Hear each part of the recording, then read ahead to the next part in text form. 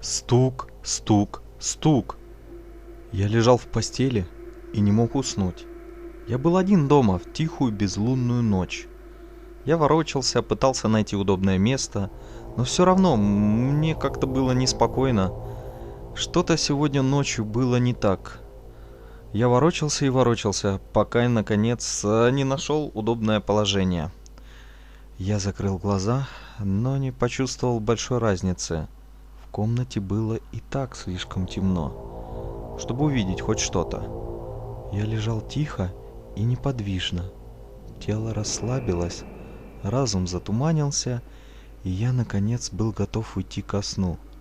Стук, стук, стук! И вдруг тишина была нарушена. Мои глаза широко открылись, и в голову сразу полезли страшные мысли. Почти без всяких сомнений это звук был удара кулака по стеклу. В моих мыслях мелькало: нет, это не может быть. Ну зачем кому-то будить незнакомого человека у него дома? Если кто-то захочет вломиться, то зачем ему стучать в окно? Они просто бы разбили окно и пробрались в дом и вели бы себя как можно тише. Зачем стучать? Кто это? Монстров не существует, навязываю я себе. Я бы мог просто посмотреть в окно, но я отвернулся в другую сторону. Я слишком напуган, чтобы повернуть голову и увидеть большой ужас за окном. Но все же, что это могло быть? Может, пару птиц ударились мне в окно? Ну, это слишком неправдоподобно.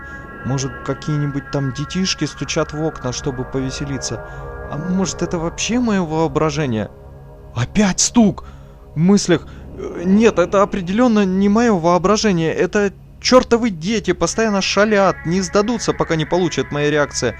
А может, какой-нибудь урод стоит на улице, который только и ждет, пока я выйду, чтобы напасть на меня. Не будь параноиком. Кроме того, снаружи он, а ты внутри. Монстров не существует, повторял я про себя. Опять стук! В мыслях: нет, это не могут быть дети. Ни один ребенок не будет так долго ждать ради того, чтобы разозлить кого-нибудь. Они двинулись бы уже дальше. Ну что это тогда? Почему оно выбрало именно меня? Монстров не существует. Не будь параноиком. Они снаружи, я внутри, повторял я про себя. Опять стук, и он и не умолкает. В мыслях: о боже, я не могу не думать об этом стуке. Пожалуйста, уходи. Монстров же не существует. Они снаружи, я внутри, повторял я про себя. Опять стук. Начинаю читать молитвы, повторять про себя: монстров не существует. Они снаружи, я внутри. Опять стук. Так и продолжалось на протяжении минут 5. Я все повторял про себя молитвы и то, что монстров не существует.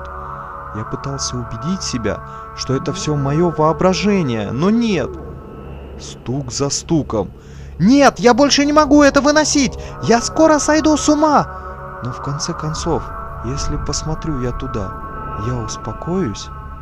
Я медленно поворачиваю голову к окну и увидел там бледную фигуру со светящимися глазами, смотрящими мне в душу. Ужасная улыбка расползалась по его лицу. Но самое ужасное, что все это время оно стояло внутри и стучало в мое окно.